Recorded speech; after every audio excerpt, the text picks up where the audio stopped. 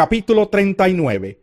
Cuando José fue llevado a Egipto, los ismaelitas que lo habían trasladado allá lo vendieron a Potifar, un egipcio que era funcionario del faraón y capitán de su guardia.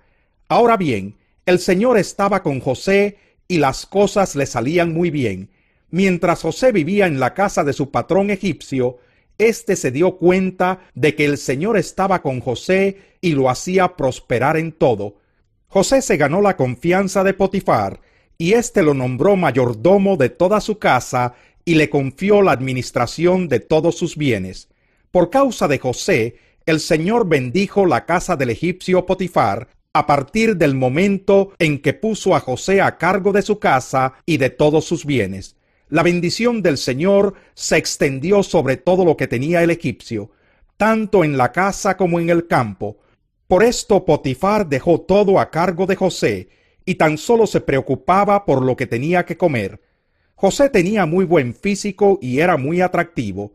Después de algún tiempo, la esposa de su patrón empezó a echarle el ojo y le propuso: «Acuéstate conmigo». Pero José no quiso saber nada, sino que le contestó: «Mire, señora, mi patrón ya no tiene que preocuparse de nada en la casa, porque todo me lo ha confiado a mí.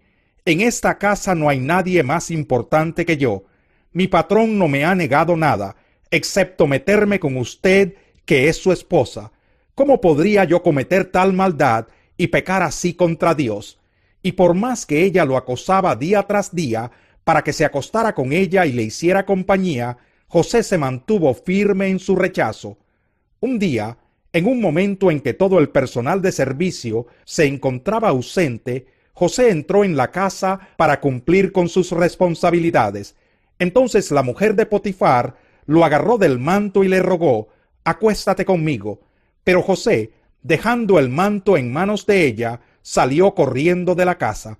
Al ver ella que él había dejado el manto en sus manos y había salido corriendo, llamó a los siervos de la casa y les dijo: «Miren, el hebreo que nos trajo mi esposo solo ha venido a burlarse de nosotros. Entró a la casa con la intención de acostarse conmigo, pero yo grité con todas mis fuerzas. En cuanto me oyó gritar, salió corriendo y dejó su manto a mi lado». La mujer guardó el manto de José hasta que su marido volvió a su casa. Entonces le contó la misma historia: «El esclavo hebreo que nos trajiste quiso aprovecharse de mí, pero en cuanto grité con todas mis fuerzas, salió corriendo y dejó su manto a mi lado». Cuando el patrón de José escuchó de labios de su mujer cómo la había tratado el esclavo, se enfureció y mandó que echaran a José en la cárcel donde estaban los presos del rey. Pero aún en la cárcel el Señor estaba con él y no dejó de mostrarle su amor.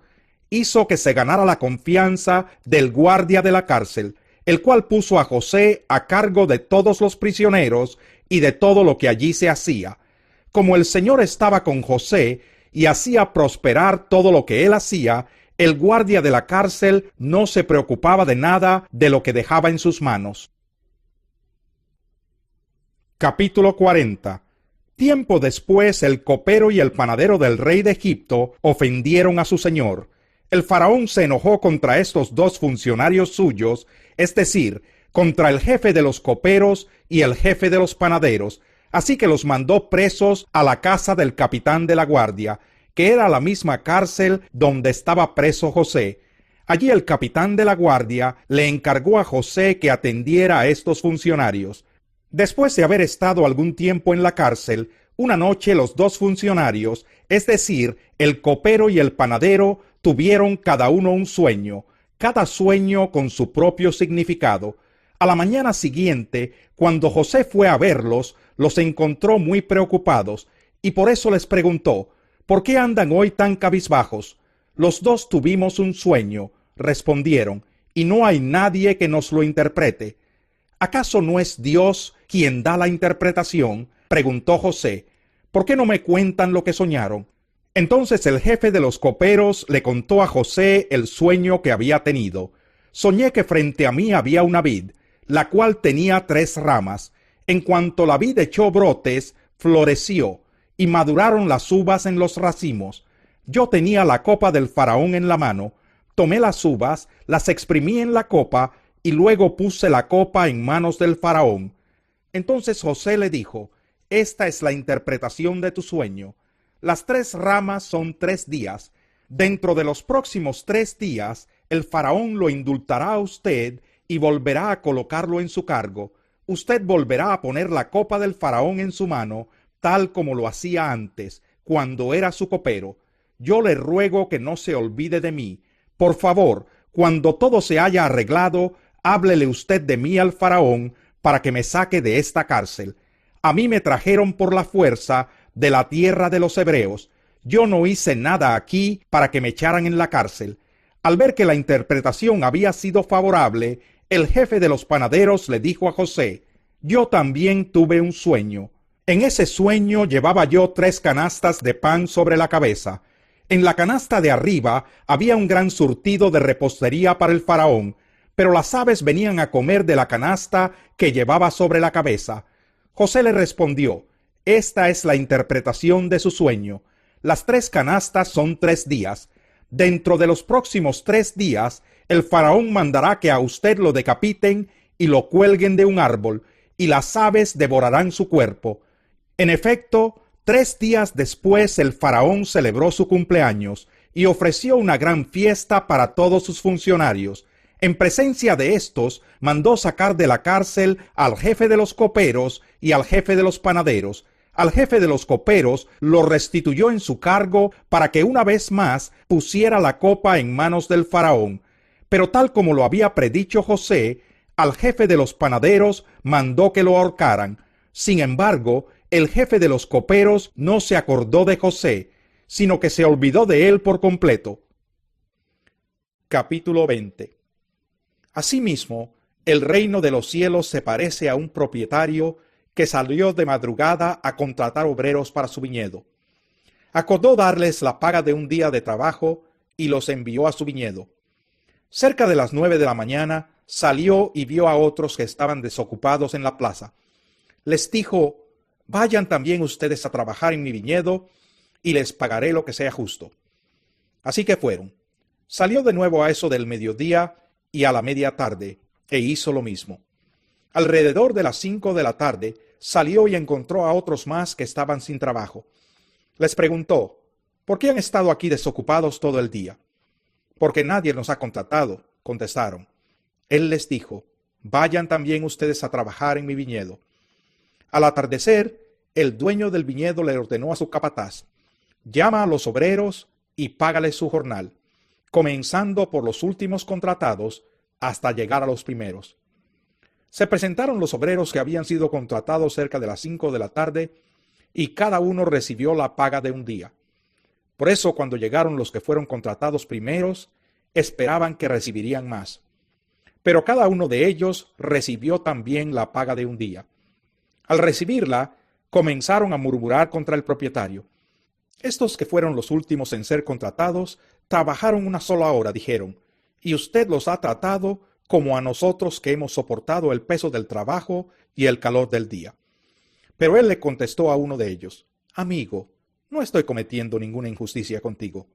¿Acaso no aceptaste trabajar por esa paga? Tómala y vete. Quiero darle al último obrero contratado lo mismo que te di a ti. ¿Es que no tengo derecho a hacer lo que quiera con mi dinero? ¿O te da envidia de que yo sea generoso? Así que los últimos serán primeros y los primeros últimos. Mientras subía Jesús rumbo a Jerusalén, tomó aparte a los 12 discípulos y les dijo: ahora vamos rumbo a Jerusalén, y el Hijo del Hombre será entregado a los jefes de los sacerdotes y a los maestros de la ley. Ellos lo condenarán a muerte, y lo entregarán a los gentiles para que se burlen de él, lo azoten y lo crucifiquen. Pero al tercer día resucitará. Entonces la madre de Jacobo y de Juan, junto con ellos, se acercó a Jesús y arrodillándole le pidió un favor. ¿Qué quieres?, le preguntó Jesús. Ordena que en tu reino uno de estos 2 hijos míos se siente a tu derecha y el otro a tu izquierda. No saben lo que están pidiendo, les replicó Jesús. ¿Pueden acaso beber el trago amargo de la copa que yo voy a beber? Sí podemos. Ciertamente beberán de mi copa, les dijo Jesús, pero el sentarse a mi derecha o a mi izquierda no me corresponde concederlo. Eso ya lo ha decidido mi padre. Cuando lo oyeron los otros 10, se indignaron contra los 2 hermanos. Jesús los llamó y les dijo: Como ustedes saben, los gobernantes de las naciones oprimen a los súbditos, y los altos oficiales abusan de su autoridad. Pero entre ustedes no debe ser así. Al contrario, el que quiera hacerse grande entre ustedes deberá ser su servidor, y el que quiera ser el primero deberá ser esclavo de los demás. Así como el Hijo del Hombre no vino para que le sirvan, sino para servir y para dar su vida en rescate por muchos. Una gran multitud seguía a Jesús cuando él salía de Jericó con sus discípulos. 2 ciegos que estaban sentados junto al camino, al oír que pasaba Jesús, gritaron: «Señor, Hijo de David, ten compasión de nosotros». La multitud los reprendía para que se callaran, pero ellos gritaban con más fuerza: «Señor, Hijo de David, ten compasión de nosotros». Jesús se detuvo y los llamó. «¿Qué quieren que haga por ustedes?». «Señor, queremos recibir la vista». Jesús se compadeció de ellos y les tocó los ojos. Al instante recobraron la vista y lo siguieron.